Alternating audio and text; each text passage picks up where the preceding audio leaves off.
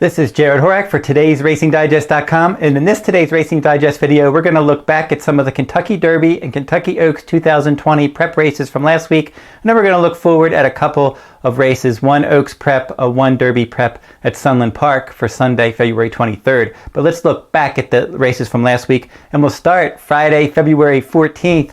Gouverneur Morris made his 3-year-old debut. Now, he's one that I've always liked on the Derby trail.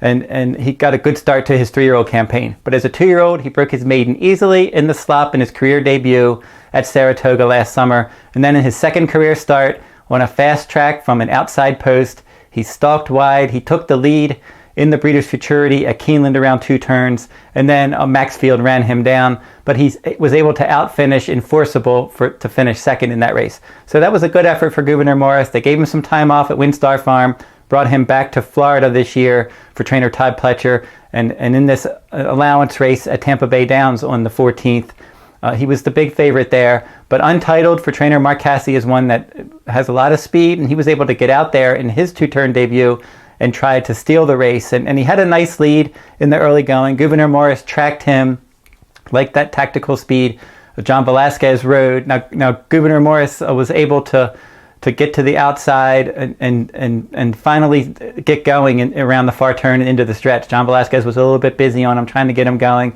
But once he got going and then got into the stretch, he was able to wear down Untitled and win nicely. And they weren't that far off the track record. So the track was pretty fast, and both the top 2 finishers ran pretty well in that race. But Gouverneur Morris had a bit more stamina in this mile in a 40-yard race. And now they were going to jump him back into a points race. They wanted to get him started in a non-points race, get a race under his belt, and then get him to move forward. So now they have the option of running 1 or 2 more times for Gouverneur Morris. We'll see which direction Todd Pletcher goes. Now, he used a similar path to get Always Dreaming ready for the Kentucky Derby. He ran him after he won an allowance race at Tampa Bay, ran him in the Florida Derby, and then the Kentucky Derby, which he was able to win both of those races. So we'll see if Gouverneur Morris follows that path, or maybe he goes the Arkansas path. They have so many different options. They could go back to New York for the Wood Memorial. We'll see what they end up doing with Gouverneur Morris. But he remains a solid Kentucky Derby contender for Todd Pletcher. Now let's jump over to Fairgrounds for our Kentucky Oaks prep on February 15th. And the Rachel Alexandra Stakes, it was a grade 2, and Finite was your winner for trainer Steve Asmussen, paying $7.40 to win. Now in that race, your 2-year-old filly champion, British Idiom, was making her sophomore debut in that spot, and she ended up finishing second, but Finite was clearly best. Finite stuck the pace outside, took over, and won easily, and British Idiom was along for second, beating everybody else, but she just couldn't get to Finite there.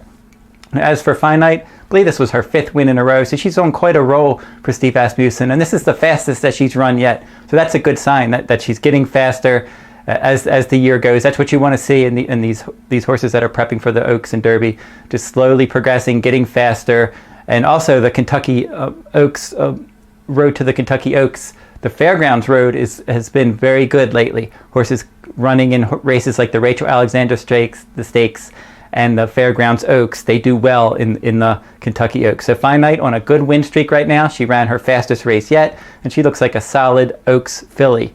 Now, as for British Idiom, she's going to have to run better next time. It wasn't an awful start to her 3-year-old campaign at all.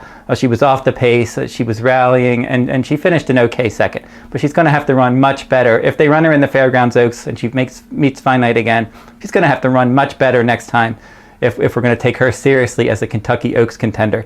But she still has every right to do that. She's still lightly raced. She's got 3 wins and a second from 4 starts. We'll see how she does. Now let's jump back onto the Kentucky Derby trail.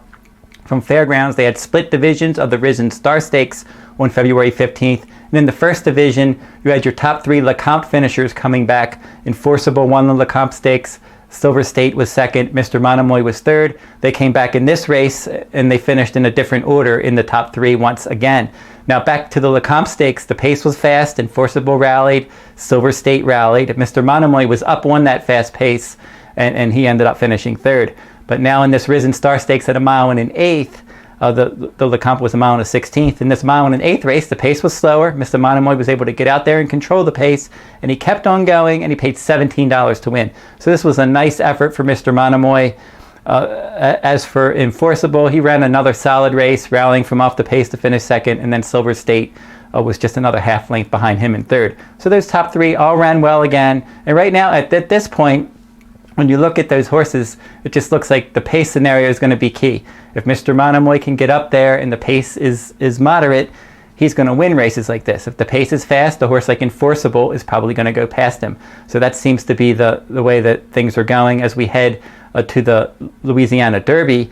And that one will be at 1 mile and 3/16. So if the pace is slower, Mr. Monomoy will have a better chance. But then again, Enforceable should go better as distances increase. And he ran solid. And Silver State's been very solid for Steve Asmussen. So three solid three-year-olds ran good races in the first division of the Risen Star. Now the second division of the Risen Star was much slower, and it was won by Modernist. Pulled off the upset, paying more than $27 for trainer Bill Mott.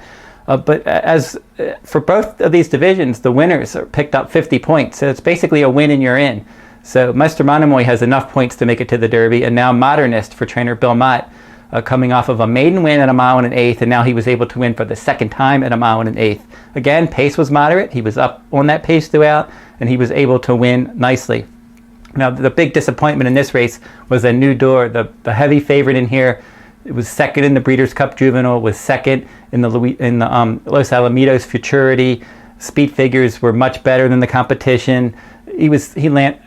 Everything looked like it was pointing to Anneau to win this race. And even after you look at the final time was slow. Speed figure did not come back fast, and Anneau was nowhere there. So just did not show up, putting blinkers on, switching to Joel Rosario for the first time. Maybe he didn't like the blinkers, maybe he didn't handle the track. Whatever the case was, he just did not run his race at all, and Modernist was able to pull off that upset for Bill Mott, and now that 50 Derby points, definitely big for him, but he's going to have to run much faster if we're going to really take him seriously as a solid Kentucky Derby contender. They ran the El Camino Real Derby at Golden Gate Fields on all-weather ground on February 15th, and Bob Baffert trainee Azul Coast got the job done, paying $4.60 to win. Now, Azul Coast was one in his first two starts. He looked so good in his two-turn debut at Los Alamitos racecourse, racing wide throughout and winning that one. And then in his second career start in the Sham Stakes, he hooked his stablemate there. Bob Baffert trainee ran away with that one, and he ended up finishing second. That was a 1 mile race, and that was probably too short for him. But now Azul Coast was able to handle all-weather ground in here. He was able to stalk the pace as well under Rafael Bejarano. That was the key to success here, because he didn't fall too far behind. He was able to stalk the pace and get the jump on the late runners and hold on and win this one. Did not earn a strong speed figure, picked up 10 Kentucky Derby points, and also he got an automatic berth into the Preakness Stakes. This is a horse with a lot of stamina. He's just going to have to run much faster, just like Modernist we just mentioned, if we're going to take him seriously as a Derby threat. But if they want to run, they're already in the Preakness. Now, a horse that really looked good for trainer Bob Baffert on Sunday, February 16th, Charlatan. Career debut. It was a short field. It was a sprint. $700,000 son of Speightstown. He freaked in his debut. He earned a strong speed figure.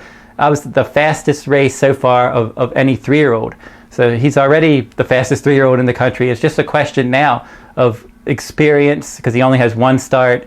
Kind of reminds you a bit of Justify getting that late February start, and they're not going to have much time. He's only going to be able to have 2 more starts before the Kentucky Derby. Maybe they do the same thing they did with Justify. Maybe they try to find an allowance spot and then jump him into a points race like the Santa Anita Derby, or maybe they try to squeeze in 2-point races. Just not sure what direction they're going to go, but he obviously has a lot of talent. He's very fast, but it was also a short field. We don't know much yet if he's really going to even make the Derby or anything. But Charlatan's one to keep an eye on, because he obviously ran fast. He looked really good in this race. He's an expensive purchase. Bob Baffert's done this before. He has another horse, Nadal, who's run twice. He's an unraced 2-year-old. So we've seen Baffert do this with Justify.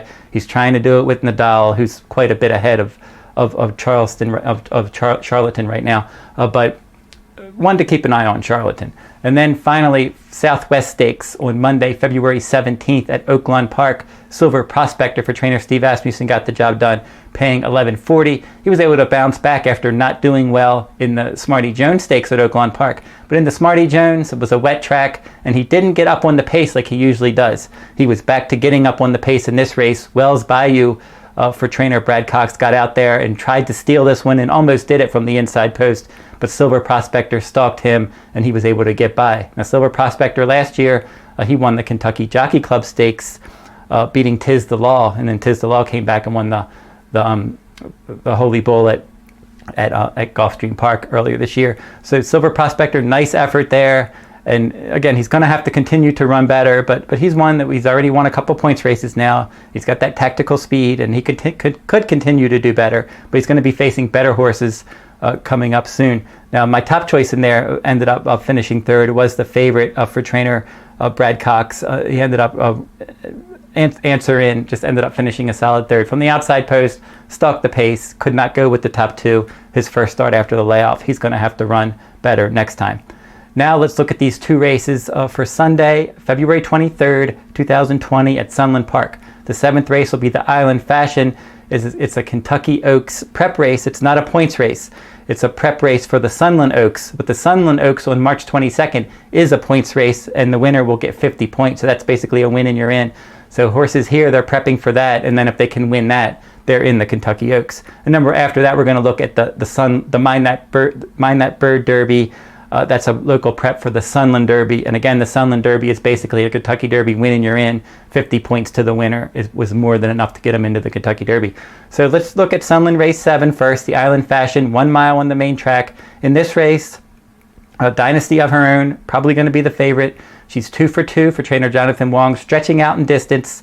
She had an easy victory in a local stakes race. That was a sprint on January 26th. So now she's going to stretch out. She'll probably be forwardly placed, and we'll see if she can handle 2 turns. Now, number 3 in here is Caribbean Sea, as Dynasty of Her Own's the 5. So Caribbean Sea's the 3, and she's 7 to 2. And she did improve in all of her starts last year at Remington Park. So she earned an improved speed figure in each of those starts. Now, she almost won the Trapeze Stakes when we last saw her on December 15th. And now she's coming back. She's got some tactical speed. She'll take some money for Steve Asmussen. I'm going to give a small shot here at number 6, Shanghai Keely. This is a recent claim. She's 4 to 1 morning line. First start after the claim for trainer Justin Evans. He claimed her last time for $40,000, and she's been running on all-weather track lately, but she graduated, broke her maiden on the main track in a sprint race, and she's going to be stalking the pace in here. And if you look at her overall, today's Racing Digest speed figures, she's not far behind at all. She's right with the favorites in this race. And we'll see how she can do, but at 4 to 1, she could be worth a gamble in the Island Fashion. So I'll take number 6, Shanghai Keely, as my top choice in the Island Fashion Stakes. Finally, Sunland Race 9, the Mind That Bird Derby. They're going to be going 1 mile and a 16th on the main track. As I said, this is a local prep race for the Sunland Derby. Some contenders in here. First, we'll mention the 3 Exalted. Could have ended up being the favorite in this race. That one hooked Nadal in the debut and finished a good second, rallying from off the pace. But this one was also entered in a maiden race at Santa Anita on February 22nd, and that's the spot they're going to go. They're going to scratch out of this spot. They're going to run in that maiden race on February 22nd. So Exalted, probably going to be a solid contender. Keep an eye on that race at Santa Anita Park on February 22nd. Exalted's running at Santa Anita, and he's going to be a big threat to break his maiden in that spot. So since he's not in here, the 6 Jungle Runner will take some money for trainer Steve Asmussen. This one's 4 to 1 morning line, adding blinkers. His last 2 stakes starts at 1 mile weren't great. Really didn't run his race there either time, but he did win the Clever Trevor Stakes, 7 furlongs at Remington Park last year. He's going to stalk from the outside, and maybe the blinkers will help, but again, because it's a Steve Asmussen trainee, probably take more money than he should, but he is a contender. The 2, Stackin' Silver, is one to look at, coming in from Southern California for trainer Richard Baltus. Back-to-back wins in 1 mile races against lesser company at Santa Anita and Del Mar. Now he's going to step up to face Stakes Company for trainer Richard Baltus. Seems to be improving, and he should be up on the pace, but his pace figures are a bit low. Now, a horse that really ran well last time is the morning line favorite. We'll see if he ends up going off the favorite. I don't think anyone's going to be a heavy favorite in here. I think the other 2 horses I just mentioned will take money. And then the 4 Sir Rick, the one I'm going for in here at 2 to 1 morning line, captured 3 of his last 4 starts. So he's been on a bit of a roll. He was running for Steve Asmussen for those races, but now Robertino Diodoro has him. Very good trainer, good stats with his horses making first start under his care. Now this one was much the best last time, running at Sam Houston. January 18th, earned a very competitive speed figure with the other two contenders in this race. The runner-up from that race at Sam Houston came back and won his next start. So that race was validated when the runner-up came back to win. So Rick has good speed, good barn he moves to. He's going to be forwardly placed, and I wouldn't be surprised if they tried to go wire to wire. And I'm going to go with number 4, Sir Rick, in the Mind That Bird Derby. If you like this video, give me a thumbs up, subscribe to my YouTube channel, make some comments in the comments section. What did you think about some of those Derby and Oaks preps from last weekend? What do you think about these Sunland Park races up for this weekend? And go over to todaysracingdigest.com for all of your handicapping needs, complete digests from Santa Anita Park, Oaklawn Park, all the big tracks, Gulfstream Park, and others. And you can get fast figs. We mentioned the fast figs. You can get $39 for 30 days is that fast figs deal. Just go over to Today's Racing Digest for all that stuff. Also, my full cards from Santa Anita Park are also available each and every day at todaysracingdigest.com. And that will wrap up this week's video. I'll be back next week to look at another Kentucky Derby points race. Probably going to be looking at the Fountain of Youth Stakes at Gulfstream Park.